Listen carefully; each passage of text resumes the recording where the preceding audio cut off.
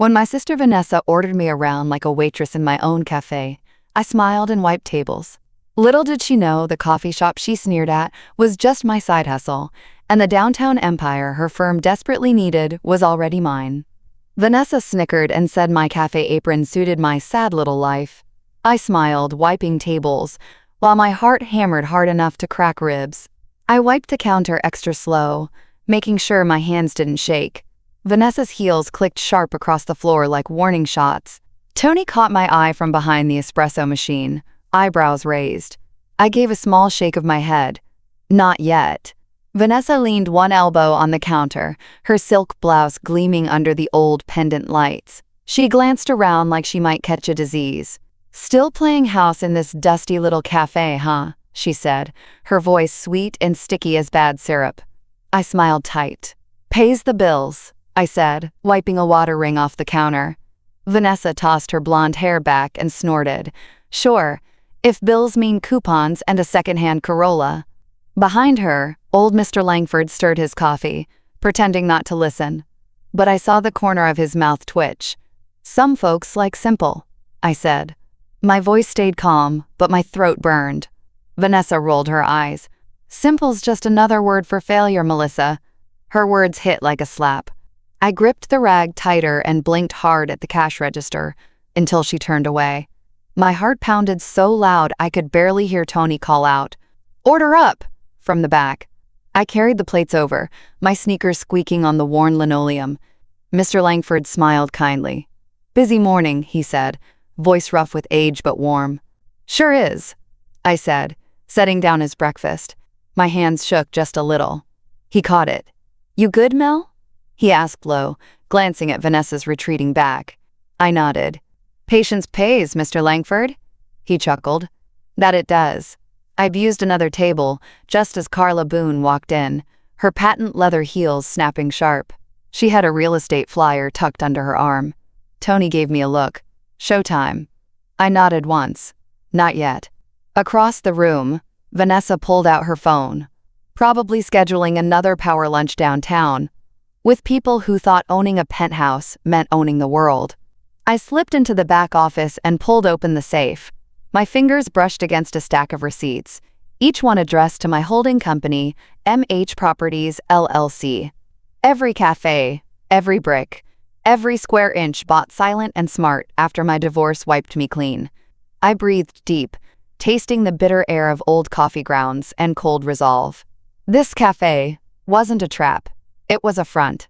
And today, the trap was set. I just needed Vanessa to laugh a little louder, brag a little bigger. She was walking herself straight into the fire. Vanessa perched at the window counter, tapping away on her phone like a queen holding court over peasants. I wiped another table near the front, pretending not to watch. Tony slid a fresh cinnamon bun under a glass dome, whistling low. Outside, the noon rush was picking up. Trucks rumbled past, and the scent of fresh asphalt from the construction site next door filled the air. "Ugh," Vanessa groaned, snapping her phone down. "I can't believe I have to slum it here today." I smiled, carrying a tray of coffees to a table of regulars. My hands stayed steady now. Vanessa waved at me like I was her server instead of her sister. "Melissa, be a dear and bring me a sparkling water." "No lemon." Tony's jaw twitched. I nodded easy and headed for the cooler. Behind me, she spoke just loud enough for half the cafe to hear. "Just signed a massive deal this morning," she bragged. 7 figures, easy. Carla Boone, hovering near the pastries, perked up. "Oh yeah? What firm you working with now?" Vanessa smiled like a cat who swallowed a whole flock. "Hamilton and Finch. Top commercial law firm in the city." Carla whistled low. "Heard they just bought up half of downtown," Vanessa preened. "They're expanding like crazy. I'm leading their biggest property acquisition yet." I set the sparkling water down gently in front of her. "Sounds important?" I said lightly. Vanessa beamed, missing the trap entirely. "It is. They're moving into a whole new building soon. Just needs a few final signatures." Tony nearly dropped a coffee cup.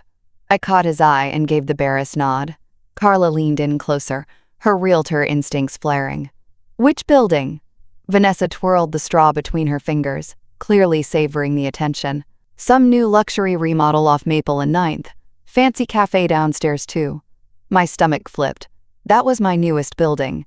The ink had barely dried last week. Tony wiped the counter aggressively, like scrubbing back laughter. Wow, Carla said, eyes glinting. Heard that property's under a new holding company. Some local investor snatched it up quick. Vanessa shrugged, smug. Who cares who owns it? Money talks, darling. Always does. I folded my towel over my arm. Heart hammering steady now. Soon, my dear sister. Very, very soon. Vanessa thought she owned the room. She didn't even realize she was already standing in my house. Tony wiped down the pastry case with slow, deliberate strokes, keeping one ear on Vanessa. Carla leaned against the counter, fiddling with her sunglasses like she had all afternoon free. I pretended to rearrange the muffin display, my fingers steady now, my blood humming with cold focus. So, Carla drawled, who's the landlord at that new building? Might want to send him a fruit basket. Vanessa laughed, a sharp, brittle sound. Please. Some nameless trust fund baby, probably. These new investors don't even know how to spell responsibility. I caught Tony's smirk reflected in the glass. He was dying. Carla pressed, her voice syrupy sweet. You sure you don't know? Thought big firms like yours vetted ownership before signing a lease. Vanessa waved a manicured hand. Our client doesn't care who owns it, just that the plumbing works and the marble floors shine. Tony set down his rag a little harder than necessary. Funny, he said in his slow Texas drawl. Boss lady here owns a lot of downtown marble. Vanessa rolled her eyes without even looking up. Please, Melissa can barely afford coffee beans. Carla coughed into her hand, masking a laugh. Mr. Langford, still nursing his third cup of coffee, folded his newspaper and cleared his throat. Might be, you're underestimating her, he said, voice even. Vanessa smiled at him like he was a sweet but senile old man. I'm sure she's very comfortable. I placed a fresh tray of blueberry scones on the counter, brushing crumbs off my hands. You hear about the renovations at the old Harding building, Carla? I asked casually, my voice light. Carla perked up instantly. Sure did. New elevators, imported fixtures. Whoever's behind it has serious pockets. Tony leaned forward, resting his elbows on the counter. Heard the owner just bought 2 more blocks on Maple. Carla nodded, eyes twinkling. Yup. Same trust company. Local gal runs it, I hear. Vanessa twirled her straw again, clearly bored. Good for her. Probably someone's spoiled daughter playing real-life Monopoly. I dried my hands on a towel and met Tony's gaze. Showtime was coming. Not yet. Across the room, Mr. Langford gave me a tiny nod. He understood the game better than anyone. Vanessa was about to learn one ugly truth. Mocking someone from a pedestal only works if the floor you're standing on doesn't belong to them. I wiped my hands slowly, watching Mr. Langford fold his paper with deliberate care.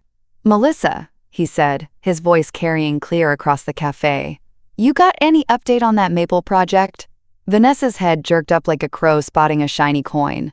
I smiled easily, walking over to refill his coffee. Moving along just fine, I said. Had the final inspection last week. Mr. Langford chuckled, low and warm. Told my golf buddies you're the sharpest landlord in town. Vanessa blinked, frowning slightly. Landlord? She repeated, like she didn't understand the word. Tony snorted behind the counter, pretending to sneeze into a napkin. Carla gave me a sly sideways glance but said nothing. I poured Mr. Langford's coffee and set the pot down gently. Just a little side hustle, I said, keeping my tone breezy. Side hustle, Mr. Langford repeated, amused. Honey, owning half of downtown ain't exactly a hobby. Vanessa stared now, really stared, like she was trying to make my apron and her memories line up. Carla slipped a real estate flyer onto the counter, tapping it with one red fingernail. Hard to miss the name if you know where to look, she said, smiling wide enough to show teeth. Vanessa snatched the flyer up like she was expecting to find a typo. Her mouth opened, then closed again. I turned back toward the kitchen, pretending not to notice her face blanch white as milk. Mr. Langford sipped his coffee, savoring the moment like a fine whiskey. Tony busied himself stacking cups, but his shoulders shook with barely contained laughter. Carla leaned over to Vanessa, voice soft and deadly. You ever meet the owner of MH Properties? Vanessa shook her head dumbly. Carla smiled. You just did. The air went thick. Even the old clock above the register seemed to tick louder. Vanessa set the flyer down like it might burn her fingers. I straightened a napkin holder, feeling her stare drill into my back. Mr. Langford chuckled again, low and rumbling.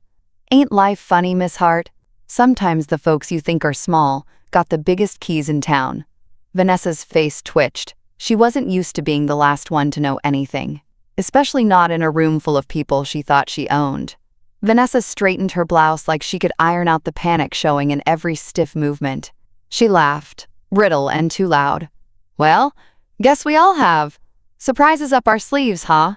Tony slid a coffee across the counter toward her, deadpan. You want cream with that humble pie?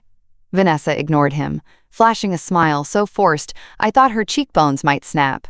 I mean, she said, voice strained, real estate's cute and all, but serious law, that's where the power really is. Mr. Langford raised an eyebrow. Power's funny. Looks different, depending who's holding it. Carla hid a grin behind her travel mug. Vanessa's phone buzzed again. She snatched it up like a lifeline. Excuse me, she said stiffly, heading to the corner. I wiped down another table, feeling my heartbeat slow to a satisfied thud. Vanessa paced near the window, phone pressed tight to her ear. Her voice hissed low, but a few words floated over anyway. Due diligence, ownership papers, trust structure, can't afford a mistake. Tony sauntered by, whistling a jaunty tune. I caught Carla's eye and tilted my head just slightly. She nodded, understanding. Outside, the construction crew across the street hammered and clanged, the noise filling the silence Vanessa left behind. She finally clicked off the call and marched back over, heels striking sharp. Melissa, she said, her voice tight with sugar and acid. You know, it's amazing what you've managed here, with such limited resources. I smiled. Bless your heart. Her nostrils flared. You should think about bringing in real professionals. Someone like Hamilton and Finch could manage your holdings properly. Tony muttered under his breath, if they don't trip over their own egos first. I wiped my hands carefully. I'm happy managing things small time, I said sweetly. Seems to be working. Mr. Langford chuckled into his cup again. Vanessa dropped her voice to a near whisper.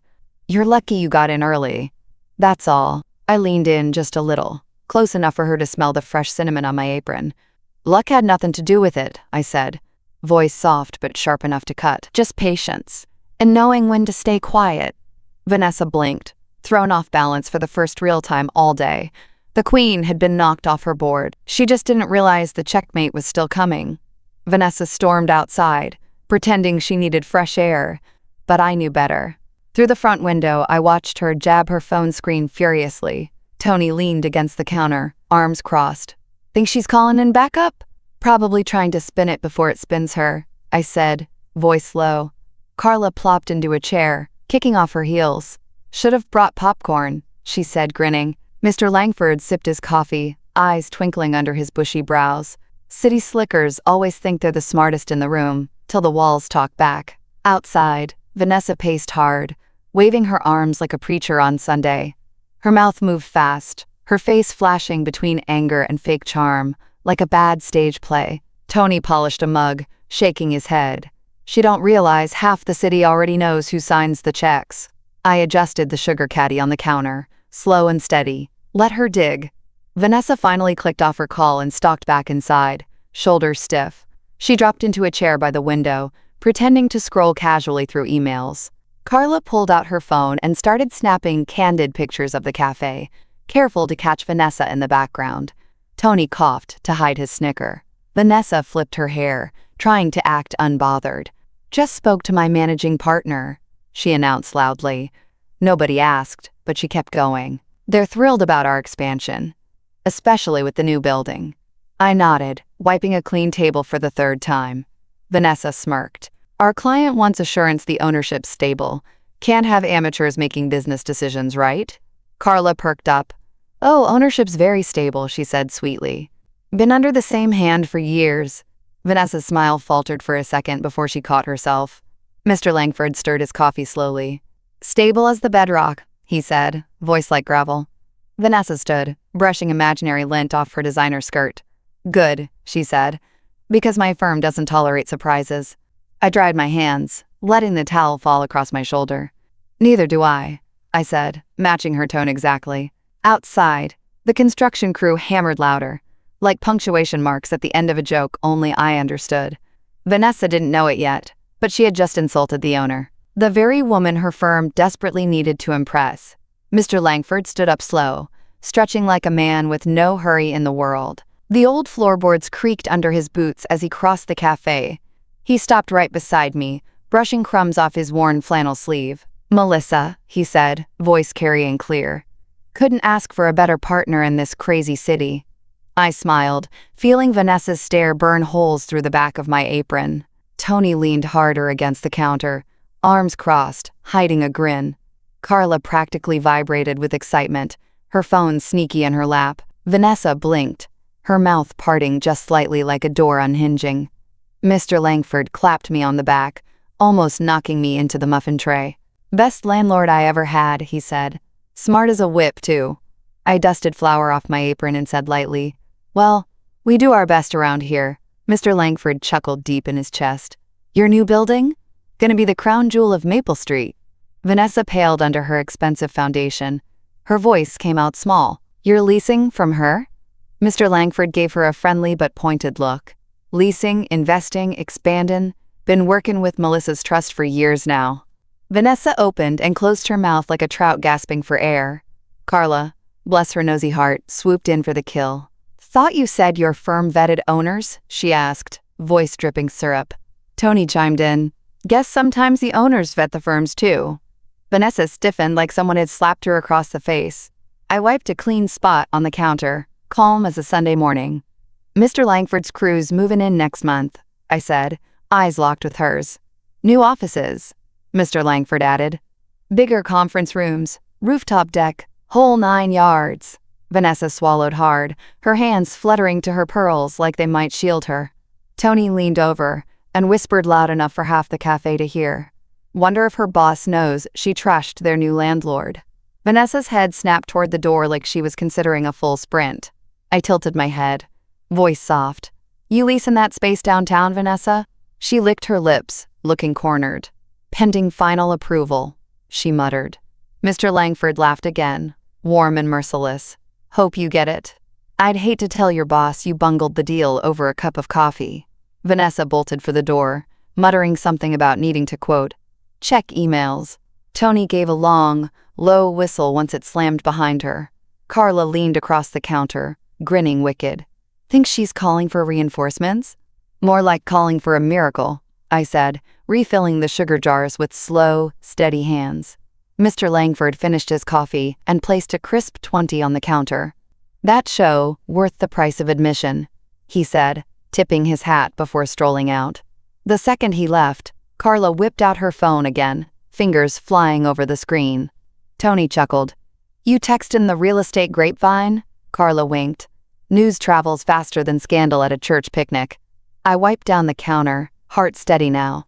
Outside, I spotted Vanessa pacing near the curb, phone glued to her ear again. A black town car idled nearby, glossy and expensive. She was calling in her big guns. Tony leaned close. "You sure about letting her bosses sniff around?" I nodded. "Best way to show 'em her true colors is to let her show 'em herself." Carla slipped her phone back into her purse, satisfied. "Word's already out. By tonight, half the leasing agents downtown'll know who owns Maple Street." I adjusted the napkin holders again, small motions keeping my energy tight. Vanessa turned toward the cafe, face twisted into a tight corporate mask. She swung the door open like she owned the place. "Melissa," she said sweetly, voice a shade too high. "I just spoke to my team. They'd love to meet the property manager soon." Tony nearly choked on his own laughter. I smiled warmly. "Oh, I can set that up." Vanessa's smile sharpened. "Tomorrow?" I nodded. "Tomorrow's perfect." Her shoulders dropped slightly, like she thought she'd seized back control. Outside, the town car's driver tapped the roof impatiently. Vanessa fumbled in her designer purse, pulling out mirrored sunglasses like armor. As she strutted out, Carla called after her, voice light and sing-song. "Careful now, sugar. Downtown's a small town when you piss off the wrong queen." Tony lost it, dropping his rag on the floor with a loud wheeze. I just smiled and set another batch of coffee brewing. Tomorrow, Vanessa thought she was meeting a manager. Tomorrow, she was going to meet the owner, with a platinum business card she'd never forget. The next morning, Tony polished the counters until they shone like fresh pennies. Carla parked herself by the window, pretending to read the real estate section. I wore my cleanest apron, hair tucked neatly under my cap, calm, steady, invisible. At exactly 9 a.m., a sleek silver SUV pulled up outside. Vanessa climbed out first, tottering slightly on spiked heels. 2 men followed, suits sharp enough to slice bread, eyes already scanning the cafe like it was a battlefield. Tony caught my eye and gave a tiny nod. Showtime. I carried a tray of fresh croissants to the counter, pretending not to notice them. Vanessa stormed in, all fake smiles and frantic energy. "Melissa! Darling," she gushed, voice 2 octaves too high. "Let me introduce you." She turned to the taller man, a hawkish type with silver hair. "This is Mr. Delaney, managing partner at Hamilton and Finch." Mr. Delaney gave me a curt nod, barely polite. "And Mr. Pratt, head of acquisitions," Vanessa added, voice chirping bright. Mr. Pratt didn't even glance at me, already thumbing through emails on his phone. I wiped my hands on a towel, calm as a sunset. "Nice to meet y'all," I said warmly. Vanessa smiled like she was about to land a fat fish. "Melissa here runs the property. She's very familiar with the Maple Building." Mr. Delaney frowned slightly. "Melissa Hart, you said?" Vanessa laughed, nervous. "Yes, just the manager, but knows all the ins and outs." Tony snorted under his breath. Carla lowered her newspaper to watch. Mr. Delaney turned toward me, something sharp clicking behind his eyes. "You the same Hart listed as owner on the deed transfer?" he asked, voice cutting clean through the room. Vanessa's smile froze. I folded my towel slowly, savoring the moment. "Sure am," I said. "Melissa Hart, principal owner of MH Properties." Mr. Delaney stiffened. Mr. Pratt finally looked up, eyes wide. Vanessa's mouth dropped open, soundless.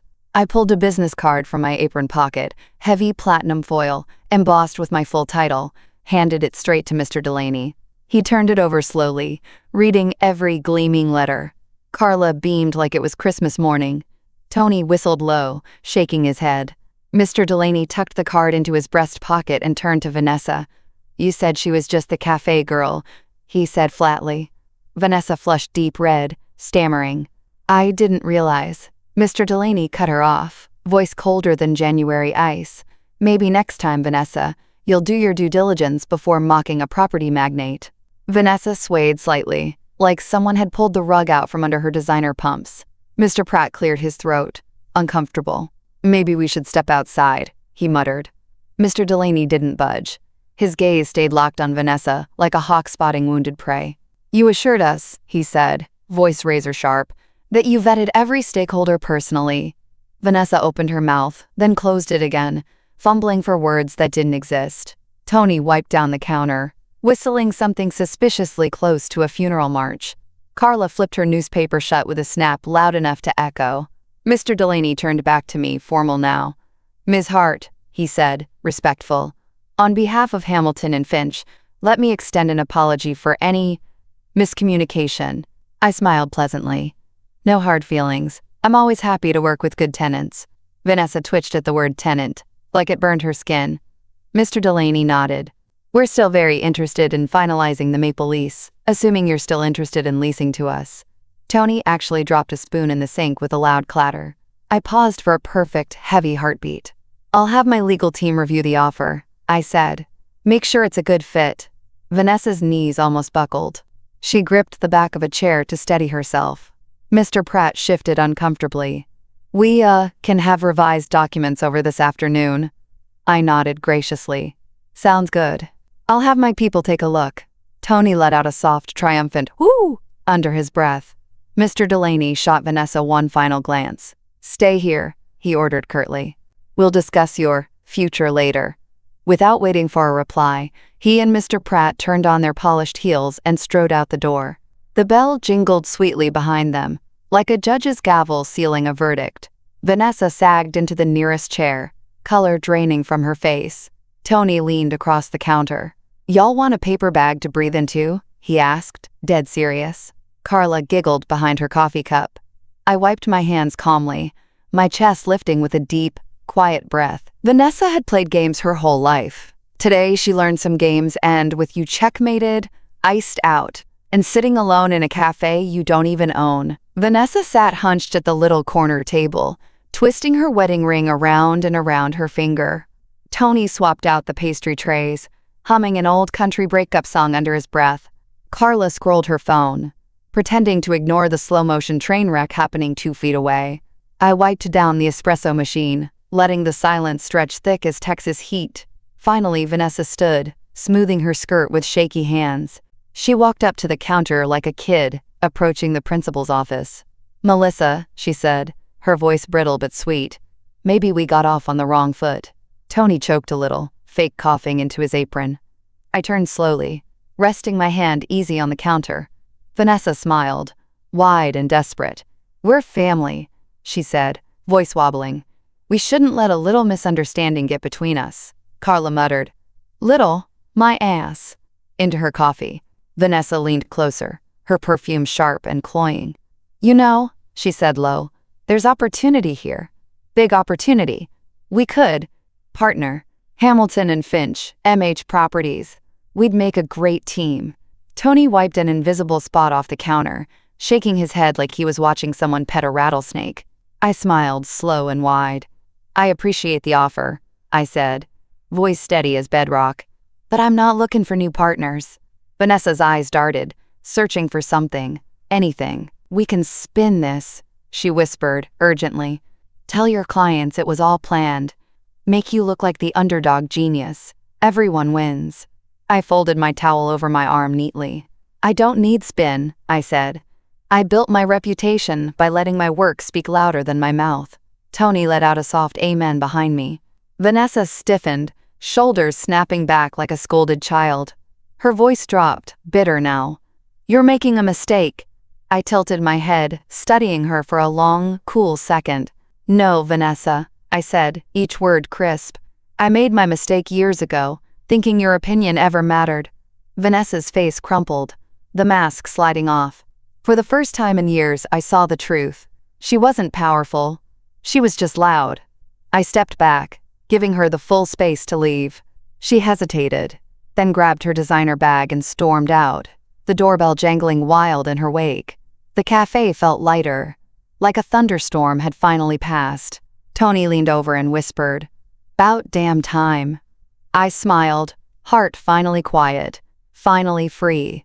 By Friday, the Maple Street building was fully leased. Hamilton and Finch signed the revised agreement, without so much as a peep. Tony framed the first rent check and hung it in the back office like a trophy. Carla dropped by daily, gossiping about how Vanessa's name was being quietly phased out at the firm.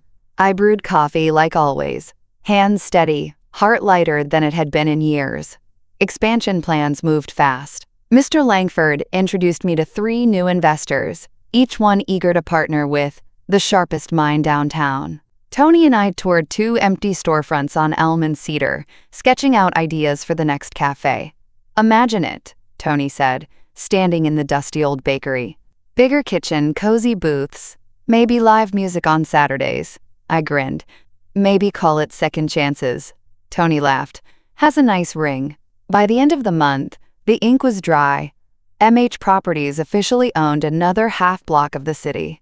I hosted a small celebration at the cafe. Just Mr. Langford, Tony, Carla, and a few regulars. Warm light spilled across the tables. Coffee steamed in heavy mugs. Laughter rolled easy across the room, sweeter than any profit margin. Carla raised her glass. "To Melissa Hart, quiet queen of downtown." I laughed, cheeks warming. Mr. Langford tipped his hat. "Told you patience pays, little lady." Tony clinked his mug against mine. "You didn't just survive, boss. You built a kingdom right under their noses."